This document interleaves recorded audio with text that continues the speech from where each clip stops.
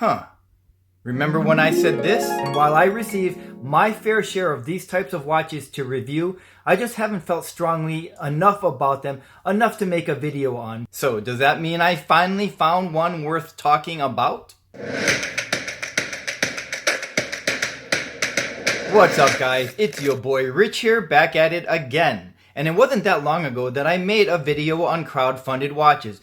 And you guys really were open-minded and really had a lot of questions. And some of you even personally messaged me on handling one of the crowdfunded watches in person. So let's do that. Let's talk about LIV's GX1-A. It's in 42 millimeters and it's 11.6 millimeters thick.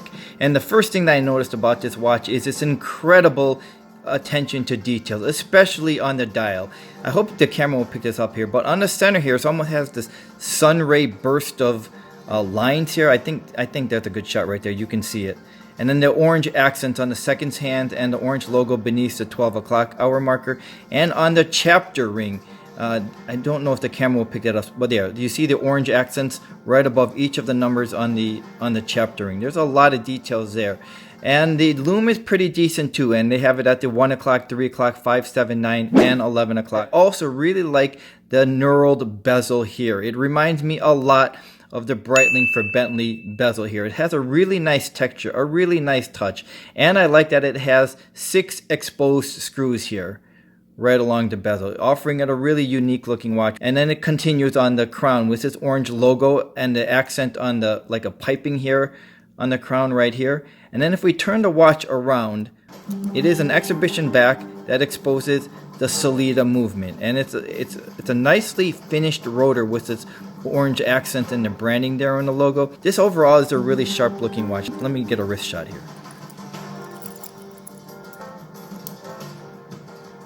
So it's not overly thick there. You can see it on the wrist there.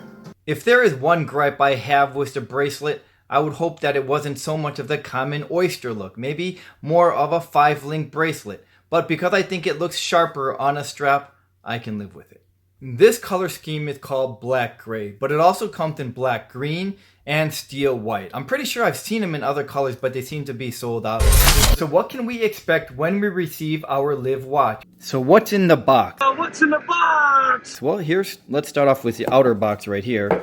And it comes with a nice fold-out section. And then the watch box itself. And it's really nicely padded on top here. And then the box that reveals the watch with its nice orange accents here. And then it doesn't stop there. And then we get this envelope full of stuff here. There's a sticker. Looks like the warranty card. A thank you card. A personal message from Chaz. Dear fan. A certificate of authenticity card.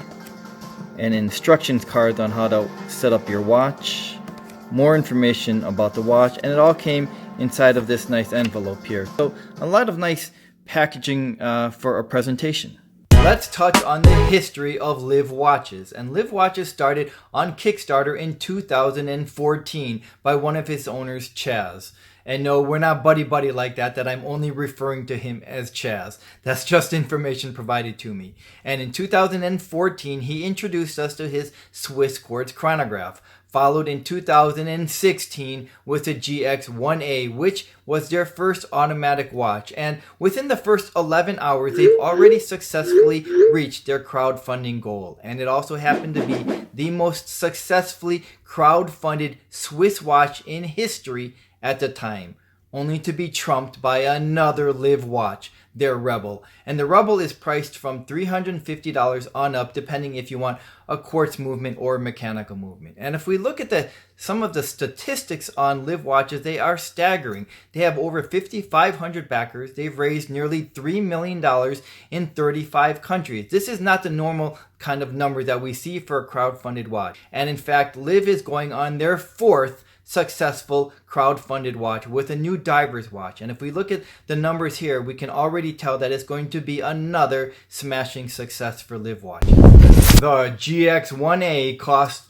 $621 on a rubber strap after a 10% off discount on their website, or $693 on the bracelet, again after a 10% off on their website. And I think it really looks nicely on a rubber strap or a leather strap. And the rubber strap that they have is a really high quality, a really soft strap. And on their bracelet, it has a really nice LIV stamping here on the clasp as well. I feel LIV watches represent everything that is good about crowdfunded watches.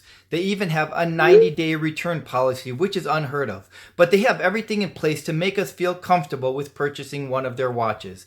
And in the $600 range, it is a lot of money for the watch. I think it would be fair to assume that if this watch was priced between $1,500 to $1,800 in the store or a boutique, we wouldn't feel ripped off. But for around $600, it is easy to see why this is a bestseller. I also like that they use a Sellita movement, while 99% of the other crowdfunded watches use either an ETA 2824 or a Miyota like the 9015, or very few use a Seiko NH35 movement. I think the choice of a Sellita movement is a good choice because it is widely regarded as an upgrade to the ETA 2824. I also feel the pricing and the quality of a LIV watch is something that we had always hoped for from a crowdfunded watch. And yes, I admittedly scoffed at the early on crowdfunded watches because they were not very good. In fact, they were less than good. The dials on those watches were so poorly made and designed. They were so boring and simple, and not in the cool minimalist kind of way. In the kind of way because there wasn't any effort put into those watches. And by forcing other watches on the crowdfunding platform to up their game, it will only benefit us, the watch consumer. I'm really excited to see what the future holds for crowdfunded watches. Thanks for joining me, and I'll see you the next time. So let's talk about LIV's G. So let's talk about LIV's. It used to be just throw anything against the wall and see what sticks. And for about $600, and for about $600, it is easy to see why this is a bestseller.